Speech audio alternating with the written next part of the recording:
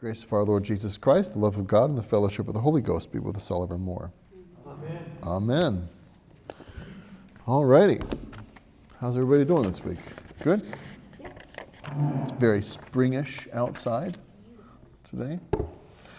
So your homework over this past week, which was the last homework, was Labyrinth. We talked about Labyrinth prayer, which is one of several different walking forms of prayer that can be done. I would have loved to have had more time in this semester to have done all of the different forms of walking prayer.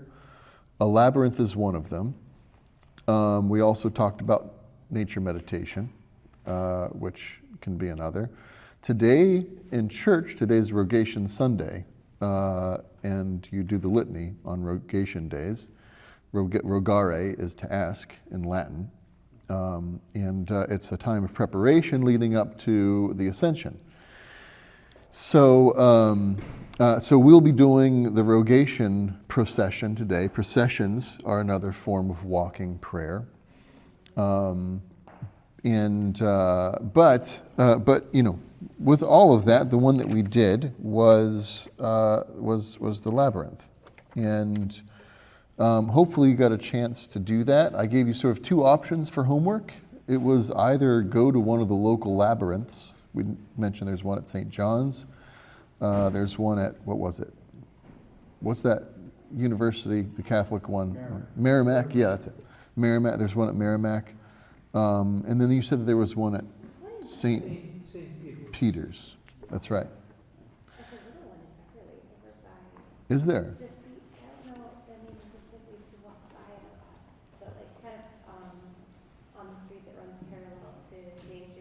Is it outdoor?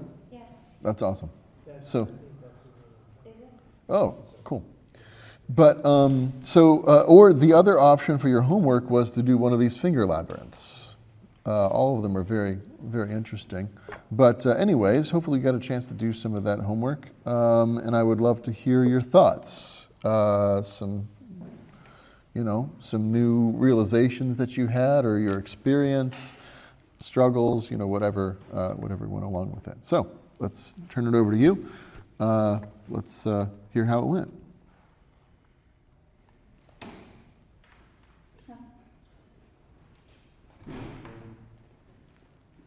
What's that? Every time I tried to do it, it was raining. Oh, that happens. You can do it in the rain. There's nothing wrong with that. I'm sure it'd have its own meaning. But even if it's raining, you can still do one of these. Anyone get a chance to do a labyrinth this week? I found at the senior center over here in Beverly as an indoor labyrinth. Oh, do they really? Yeah, I was surprised. That's cool. Did you get to go to it? No. Okay. I'll tell you my experience, but it's not a little bit negative, but you asked. Oh, excellent. Good. Negative in like 3 different levels. Maybe that's the point. Yeah? So I went to the Episcopal Church in Marblehead. Is that St. Peter's? No. Well, I don't know. Whatever the Episcopal. Yeah. Yeah, that's St. Peter's. St. Peter's in Marblehead has a labyrinth nestled into the front lawn. So I went there Monday morning. Just figured I'd start my day with the labyrinth. Why not? So my first frustration was that the labyrinth was pretty small. Oh. I mean, not terribly small, but small enough that after a couple, maybe like 5 minutes, I was already in the middle of it. Yep. I was like, oh, I got to go back out. And for me, I need a longer amount of time to sort of settle into whatever I'm doing.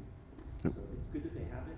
I was just kind of bummed that that size wasn't enough to let something really happen Yeah. the way I like it. But it's not about me, right? But secondly, I walked it twice, in and out twice for that reason. But as I walked it, the kind of things that sort of came up, I didn't know agenda, and I wasn't going there to like do something. I was going there to just be present to God and myself. But a lot of painful memories, of conflict, of brokenness, of rejection, of distress, just came up out of my mind in my past as I was walking this labyrinth in and out twice over the course of, I don't know, surprising the things that I wouldn't choose to deal with, but they came up. So it's interesting what comes up when you are in silence and you let anything come up. I'm not saying it's bad, it's just Yep. difficult to have to face those things. And it's not like I faced those things and got some great answer. It's just that those painful or disorienting things came up. I said, well, this is part of human life, and I guess I need to just be present to this right now. I don't know what's going to happen. Yeah. So that was, the second thing. The third thing that really frustrated me was there was a day school like going on in the church building itself Uh-huh. as I was doing this. And about 15 minutes into my time, some like disgruntled looking guy he's saying, hey, what are you doing? What's going on? Basically thought I was a child molester after these kids. Because this odd man is like, he didn't know what a labyrinth was, didn't know what I was doing. He thought I was some like predator. Uh-huh. And that really pissed me off. I mean, he doesn't know because he's probably like not a religious person. Yeah. It just really embittered me that I can't even go to a church ground and walk a labyrinth without being accosted and misunderstood. So Yeah. I did the labyrinth. It wasn't what I thought it would be, but maybe that's what God wanted. You never know. That was my labyrinth experience. Well, thank you for sharing that. So that we don't have to do that. So, I think you bring up a couple of interesting things. So first of all, the first one is I do think the length of it matters. I think like a small church labyrinth like that, if you go to a labyrinth at one of the big medieval cathedrals, it's going to take a little bit of time. Like it's a whole entire floor inside of a huge building. And this is probably just a little, a church prayer garden that did what it could do with the money that it had. I understand. That's church life. But so let me ask you this. Now, I want to deal with the first one first. Knowing that, if you were to go into a labyrinth again, how would you change going into it on the basis of that first experience? If I knew it was going to be a small one, Yeah. I would resolve that instead of just going in and out, I'm going to have to continually go in and out until I feel like I've completed this time with God. Because I was going in, I've been to larger labyrinths before that took like a half hour. Yeah. I love that stuff. Now I've realized if I want that experience of that solitude, I'm going to have to intentionally just multiply the times. Yep. That's the first answer. Yep. So, and I would also suggest pairing it up with another thing. Oh, So before I did my labyrinth, one of the differences between my experience and yours is when I came, and I just used this little thing, I just did the finger labyrinth because I've never done one before. And I had like a little spiritual preparation time beforehand. I took like 5 minutes beforehand, just sort of like center myself and settle in and vision what I was doing. And the other thing that I did, which was different from yours, is I didn't go into it open-ended. I came into it with a specific prayer intention. And that I think probably sort of changed the experience. But that said, there's also, this doesn't just happen with labyrinths, but with all of these different forms of prayer. Some of them is just going to bring stuff up. That's one of my, for myself, that often is, one of my favorite bits of, some of the more contemplative forms of prayer, is because it just sort of allows God to randomly dredge up things. And I know that when he dredges something up, that usually means that that's something that I've got to deal with. Something that's between me and him, that's preventing me from getting all the way into the experience of him. And so that's something that needs to be offered up to him. And maybe the labyrinth, and you just sort of have to trust God's providence with all of this. Sometimes, today may not be the day to deal with it. Today may just be the day for you to realize that it's there and realize that it's an issue. And so just accept what he gives you. If you go into it and he gives you nothing but like this very dissatisfying dredging up of past things, well, then that's what happened that day. Just accept it for what it is and leave the rest of the movement for for another time. And that actually, for myself, that's one of, I think, the most important lessons of a labyrinth, actually, is that it's not a maze. There's no way to get lost in a labyrinth. You trust the path. You just follow the path. And it weaves in and out and it goes all over the place. And I always think, like when I was doing the finger labyrinth, I was like, if this were big and there were like actual walls, I would have no idea where I was in the whole thing until I finally got to the center. I'd have no idea how far it is, how long it is. It's just this winding back and forth. You're getting disoriented, right? You have no idea where you are. But then you find yourself in that place finally. And it's all just a matter of learning to trust the process, learning to trust the path that God has laid out for you. And as confusing and as twisty-turning and as disorienting as it can all be, we trust that God is the one who's laid the path. And we just learn to be okay with where we are in that. I have two questions, or one question and comment. Are all labyrinths circular? Are all labyrinths circular?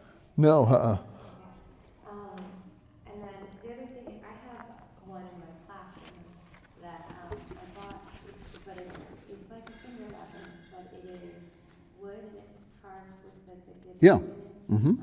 And sometimes that, I'll use it with students as like a grounding technique or like Yep. a breathing technique and stuff. But even just like the process of, I find for a finger labyrinth, I feel like having something tangible still is like where you can feel the path laid out, I guess, is really meaningful to me. When I did this one, and I wish I had one, I'm going to actually, now that I've done this, I want to buy one of those finger labyrinths because I think it's a great practice. But it sort of reminded me, the whole process sort of reminded me of like the rosary, where you're just going, you just have that really meditative one by one by one, you're just slowly moving through it. Oh yeah, I like thrifty. I think I saw your hand go up first, Charlie. I think there's two things. One is, as I was doing this, we were talking about him bringing things up, and I don't know how to phrase it, but it's the whole concept of self-actualization. This is the exact inverse of that. That you really are not the one driving what's going on. Yeah. And that leads you to a position of complete and total trust, even if you have no idea what's going on around you.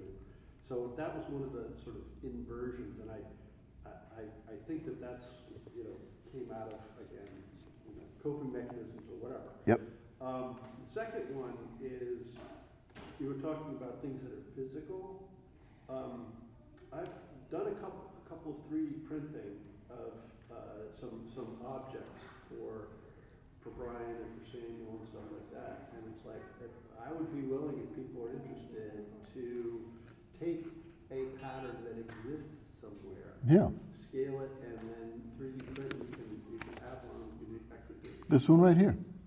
Yeah, that's what I was. That'd be really cool. The thought just came to me as we were Yeah. talking about that, and then you can actually follow it with your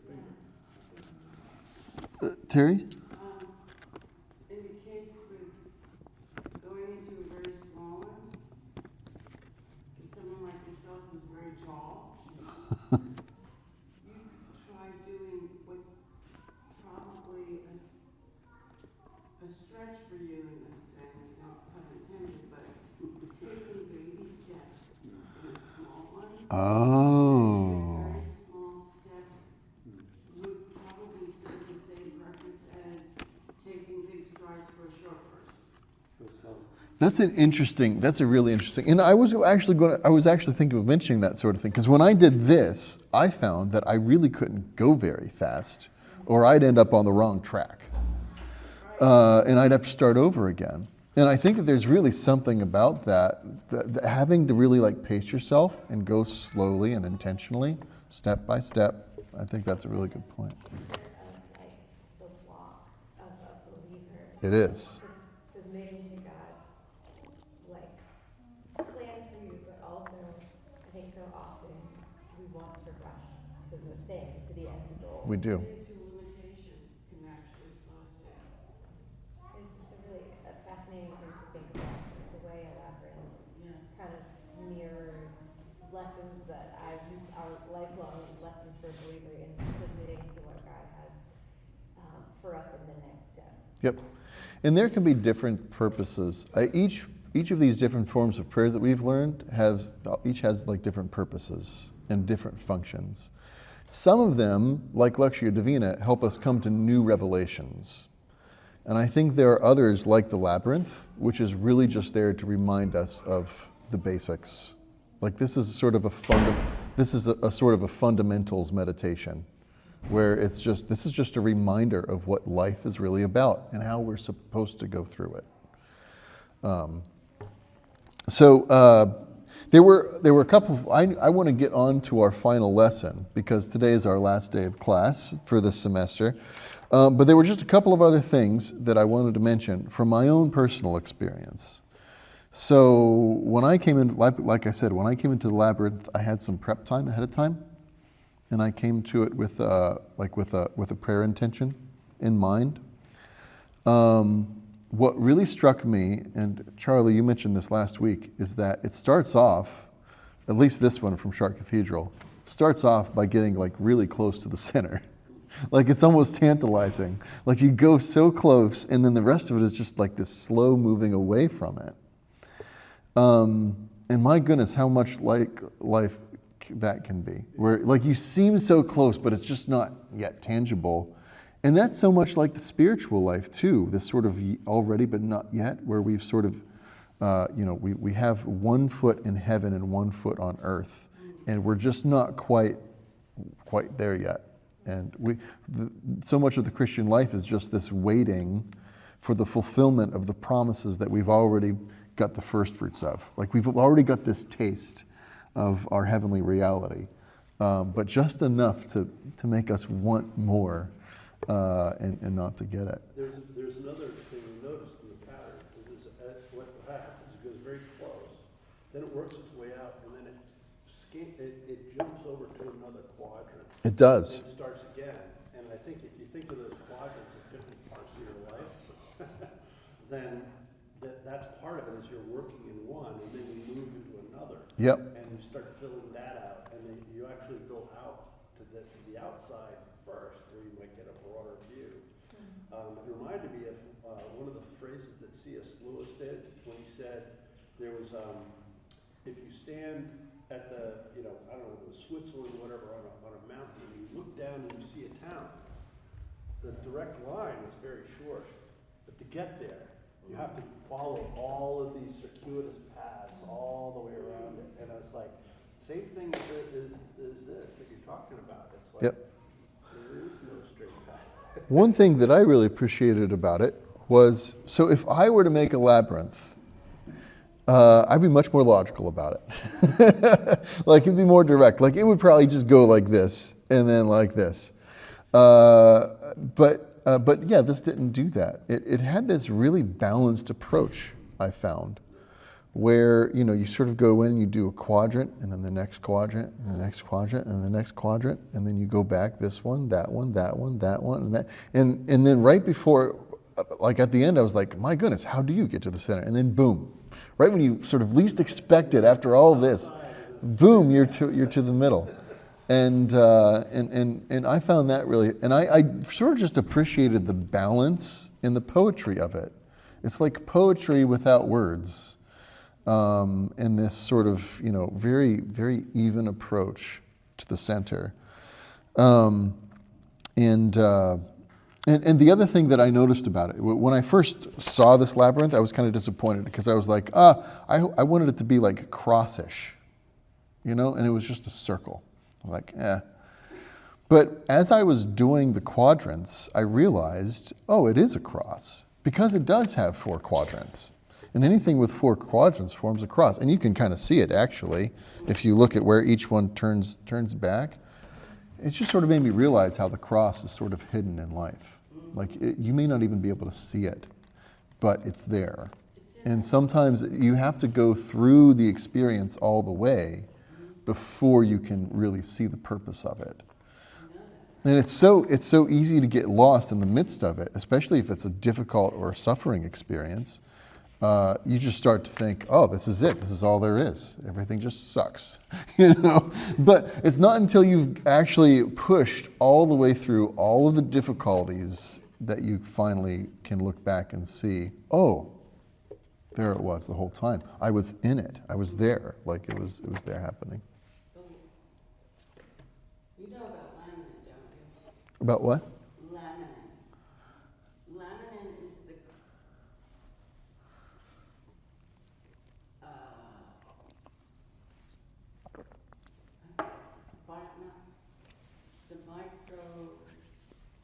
the very small, you can only see it under a microscope, a high microscope. It's what our connective tissue is comprised of, and the form of it is a cross. Oh, really? Yes, That's cool. amazing. Same thing in DNA. I'm fascinated by some of these YouTube videos that they're now coming up with about how all the mechanisms inside the cell actually works. You mean the strands? The strands, Yeah. and one of them was actually if the DNA strand is broken, the ability for it to heal. And if you look at it, it's actually this cross that basically runs an entire machine to bring the DNA strand back together. Huh. All across. You And I mean just along gave the me chills chain? looking at it. Along the chain or at the end where it's No, free? what happens is it's got the the long chain, and if there's a break in it, Oh. there's a mechanism inside the cell to heal the strand itself. And the strand itself is actually, there are two crosses like this, and then they finally bring the two back together into a whole. Huh. That's fascinating. So you think about the theological implications of A, is this random? No. There is no. No way, okay? Statistically, zero chance, no way. Well, we're getting a good bit of ways away from labyrinths at this point, Of the cross being at the very inside of it. middle Yeah, life itself. yeah. But did anyone else have any other comments on the labyrinth before we move on? I didn't get to do it because I couldn't find it. Oh, well, we can get you another one. I can get you another one. Yeah. Although I tried to do it by seeing it, Mm-hmm. doing it with my finger before I left. Oh, good. So you do have it? Do you want me to get you another one, or? Yeah, could you? Okay, yeah, I can do that for you. Any other comments on the labyrinth prayer before we move on? All right, cool. So today is actually our last class. So the best way, I think, to wrap all this up is with an introduction to what's called a rule of life. Has anyone ever heard of a rule of life or have a rule of life? Couple folks? Rule of life. So a rule of life is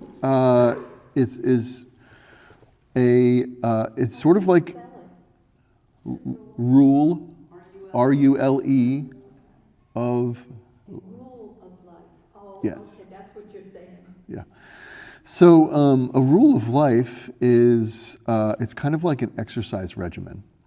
So if you want to get healthy body-wise, you go to your doctor, talk to your doctor, and you come up with a diet and a daily diet and daily exercise regimen, and you stick to it. That becomes a rule. All right. And the spiritual life works in a very similar sort of way. The way you get healthy physically, it's also the way you get healthy spiritually. And it's sort of a spiritual exercise regimen. And you sort of, it's always good to work with a spiritual director or your priest, myself or Father Samuel, as you put this sort of thing together for yourself.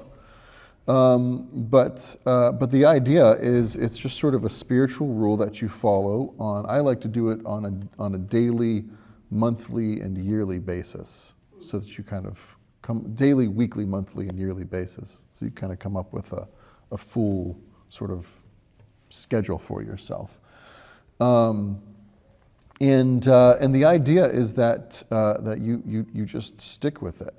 The thing with prayer, a lot of us just pray when we feel like it. And if you just pray when you feel like it, that means you're not going to be praying most of the time. And you're going to be very limited in the types of prayers that you can experience. Because in general, you'll only pray when you're on the extreme ends of life. You'll pray when you're happy and everything's working out just fine, or you'll pray when everything's just crap. For a lot of people, that's where prayer starts out. The idea of a rule of life is that it evens all of that out. And it no longer depends on sort of your own whims and life cycles. It depends on an external rule under which you come. It is your authority, and you are subservient to it. So having a rule of life is a great way, as a matter of fact, to battle pride, if you're trying to fight with pride, because it leaves you not in charge. If you want to battle pride, you need to make sure that something is over you, telling you what to do, and you have to submit yourself to it. That way you're constantly practicing this act of humility. And a rule of life really kind of does that. But the church itself has given us all a rule of life. The church begins with a communal rule of life. And as we develop our own rule of life, it should come in underneath of that communal rule of life. The communal rule of life provides for us the structure that we all, to which we all need to abide, and then our own structure kind of fits in the slots in between. So turn in your prayer books to page 687. This is actually a really great 687.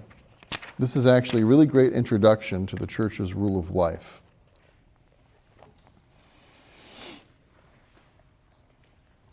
Looks boring, doesn't it? You turn there and you see the calendar of the Christian year, and you go, wait, what? That sounds boring. You may notice every year during Advent, we purchase and hand out liturgical calendars for the whole church so you can take it home and follow it. That's because our rule of life begins with the church calendar. We live out the Christian year.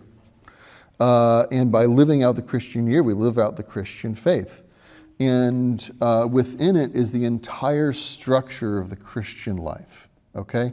It's based on sort of you got two anchors with Christmas, three really, Christmas, Easter, and Pentecost. And if you follow through each of those, you're essentially following, if you follow the Christian year, you're following the whole Apostles' Creed, basically. You're living in it. You're living the Apostles' Creed on a yearly basis. And then within that is a certain structure of Sundays, okay, which goes from week to week. And each Sunday evolves throughout the Christian year. And it follows sort of this pattern of fasts and feasts. And then if you take that structure down even further, even just to the daily level, so the Eucharist provides the sort of the weekly pattern. And then the offices provide sort of the daily pattern, where the daily office itself, when we talked about the daily office, it follows, Christ's final day at 3 o'clock. At matins, he was condemned. And then at 9 o'clock. I can't remember the fall, but at 9 o'clock he was condemned, and then at 12 o'clock he was crucified. 3 o'clock he died. At Vespers he was buried, and then at Compline he rested, and then it begins again at 9 o'clock at daybreak with matins, with his resurrection. He died. He died at 3 p.m. 3 p.m. What's the 3 No, well, at 3 a.m., I can't remember, but I just do at 6 a.m. when he's raised in the morning, and then you can start at 9 o'clock when he was condemned, 12 o'clock crucified, 3 o'clock died, 6 o'clock buried, and then Compline, he rested in the tomb, and he's raised at sunup. Okay, so those. Recently read something about 3 a.m. and I'm often up at 3 a.m. That's why. Oh, are you really? That's a good time to do matins. We can talk about that another time, though.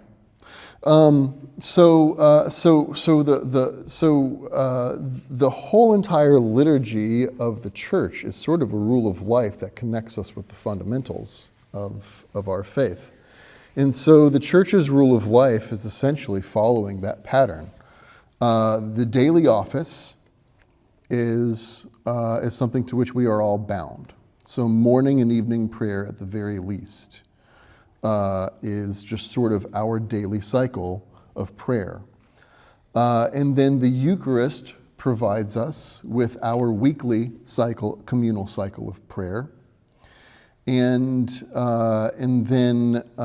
then praying through the Psalter on a monthly basis for us Anglicans provides us with sort of our monthly cycle of prayer.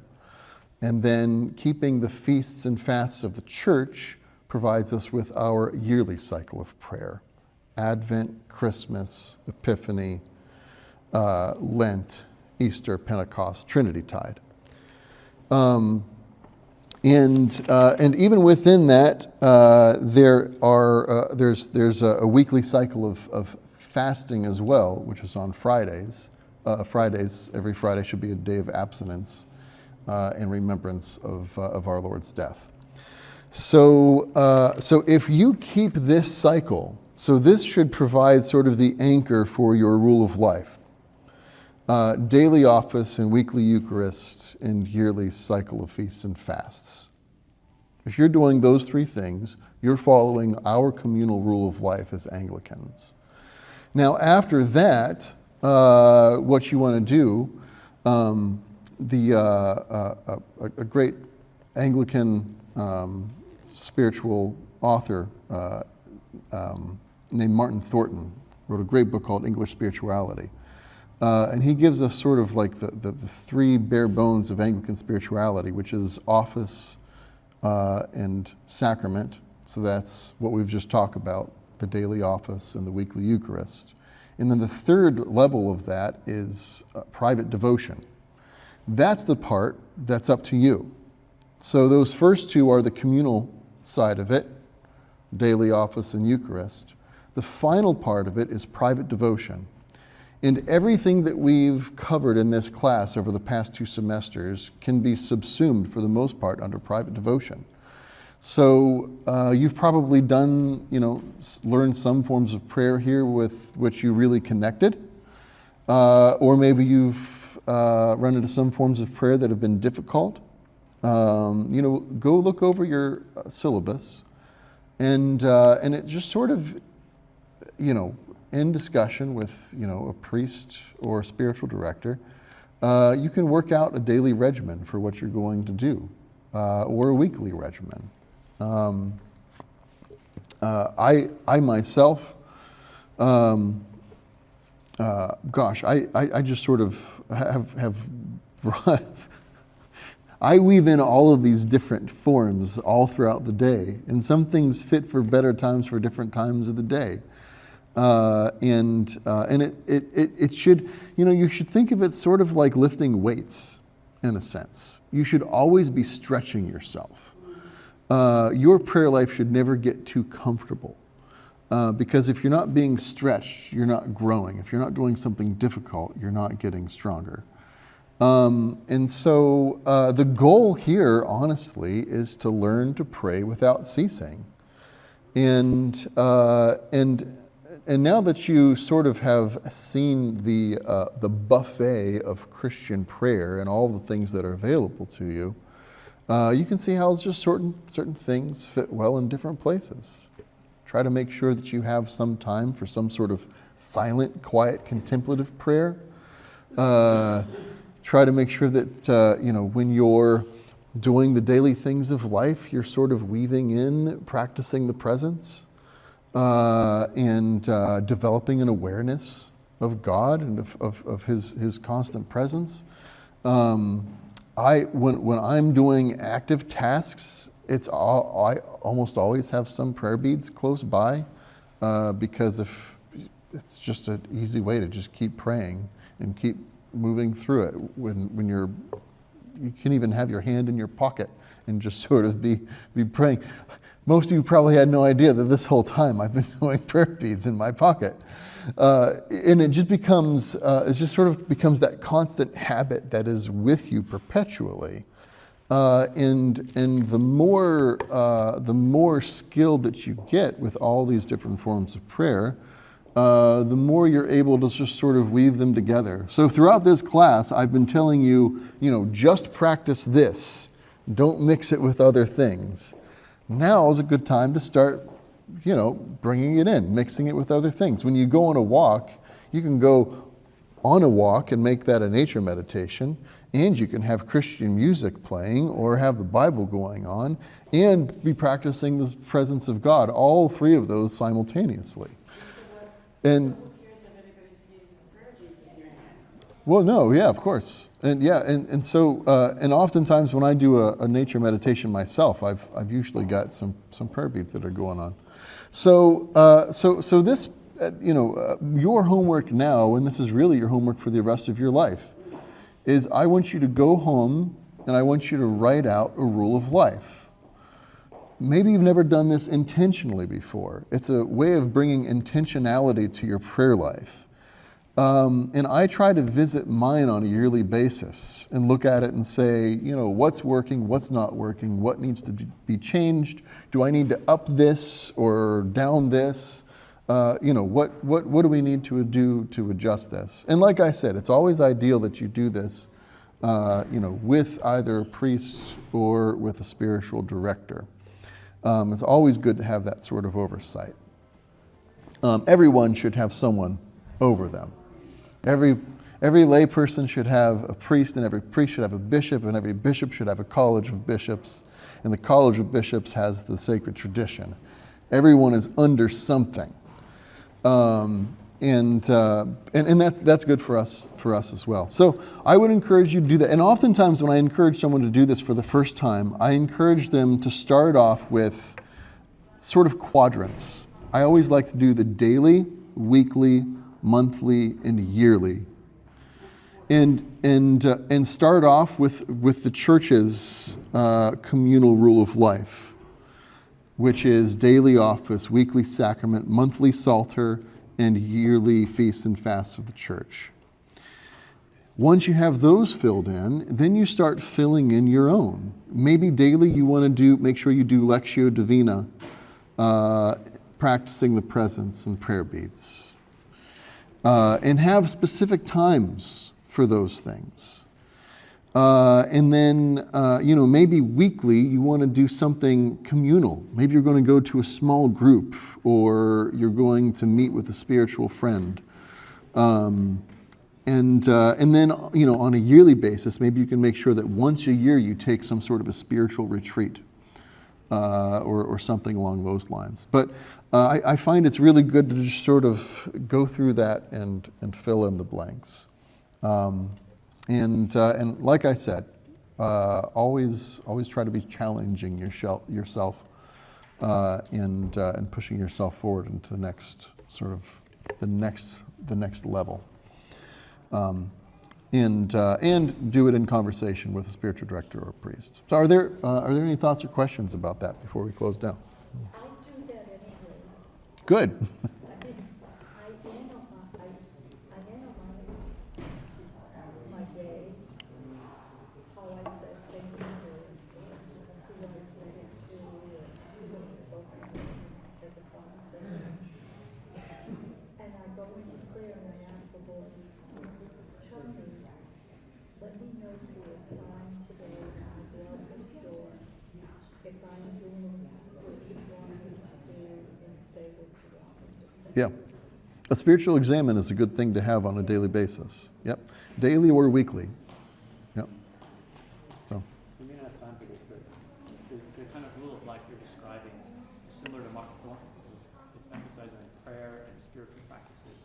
But Steve Macchia has published this book about rule of life, which evangelicals really like. And it's more comprehensive, like your work, your relationships, your health, and your spirituality. sometimes I get really weighed down by all of those things at once, and I'm like, this is too much. Can you just talk about the religious rule of life? What are you talking about? Yeah. So you're right. Martin Thornton is my dude, and all of this, everything I do is based on sort of his paradigm, and it is sort of much more of a religious, a spiritual rule of life. And I'd love to meet together and talk, more about that. At the same time, I think it's also, especially in our current day and age, to you can't if you have a spiritual rule of life like I'm presenting here, you want to make sure that you're not creating two lives for yourself, that you don't have a secular life and a spiritual life, and the two don't meet. They have to be mixed. And as a matter of fact, they're really well represented by calendars. It's amazing how many calendars you live by. You live by a church calendar, you live by a national calendar, you live by a work calendar, you might live by a school calendar. My entire life is governed just by calendars. But let me tell you which one should be at the very top of that. It's this liturgical calendar, the church's calendar. All the rest of your life should be fit into that, not that fit into the rest of your life. But you're right. In my spiritual rule of life, I also have like my physical exercise regimen, because keeping track of your physical health is part of our spirituality. I know it's time for me. Everyone's waiting on me. We'll get there. The acolyte just came in to tell me that it's time for me to get to church.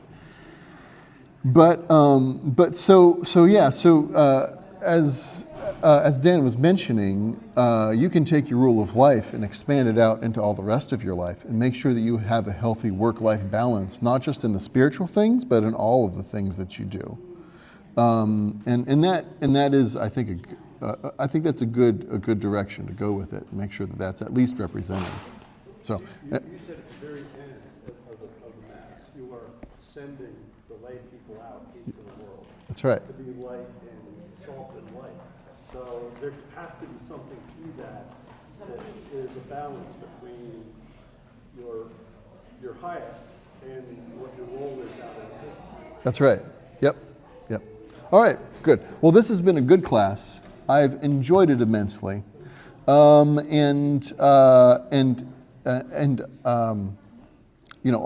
I were to encourage you to do anything from here, don't just put together a rule of life. Find a spiritual director, or meet regularly with either myself or Father Samuel, and take your spiritual life very seriously. Take everything that you've learned here and apply it from here on out. So, go with God's blessing, Father, Son, and Holy Ghost. Amen.